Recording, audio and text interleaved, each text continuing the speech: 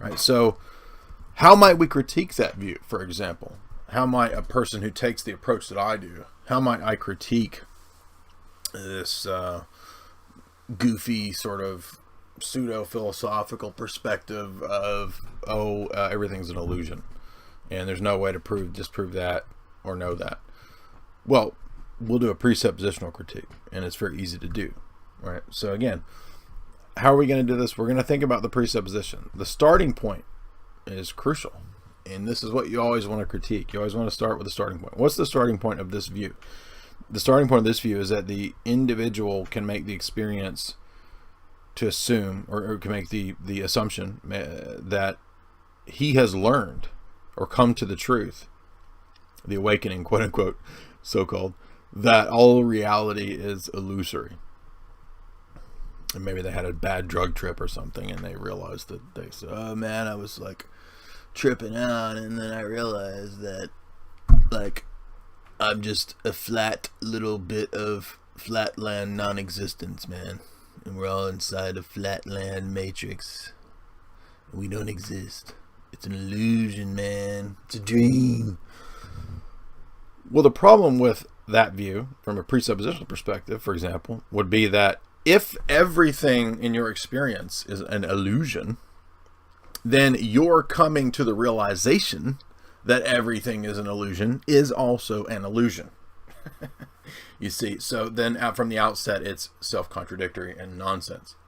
And you say, well, maybe I adopt a view that's self-contradictory and nonsense. Well, okay, you can do that, but two replies to that. Number one, if you adopt a view that's self-contradictory and nonsensical, then you have no claim on anyone else's worldview. You have no basis for debating or arguing or critiquing anything. And by the way, you can't state anything objectively because there is no objectivity. So all morals, all objectivity, all truth is gone because that's, part of the so-called dialectic or whatever. It's all an illusion. So you can't even talk. So get out of here. Like, you're worthless, useless, meaningless. You have nothing to say.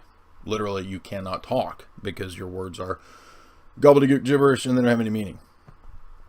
But you seem to be sitting here communicating and arguing with me about how your meditation led you to believe that everything is an illusion. So you're debating and doing apologetics and using words and terms and assuming objective meanings and metaphysical principles, which do not comport with the other presupposition that there is no reality, that it's all illusion. So you're just a jumbled mass of gobbledygook contradictions.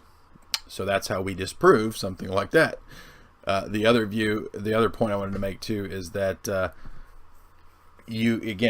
anytime that you try to argue, okay, this is not happening in a vacuum. A discussion, a debate, making a point, making a claim, universal claim. This is basic logic. Okay, anytime you're doing something like that, you're assuming things. And it doesn't matter whether you want to assume them or not, you are. It doesn't matter whether you recognize that you're assuming these things or not, you are. Again, it doesn't matter, right? So if you say it's perfectly logical to believe that nothing exists and I am living in an illusion or a dream, then the words that you're using and the things that you're talking about, like logic, when you say something is logical, when you say it is true that I live in an illusion, it is true that there's no reality, then you also cannot have objective logical principles operating in your worldview, because those are also part of the illusion, you see, right? So this totally falls apart, it's total nonsense, and it's totally stupid.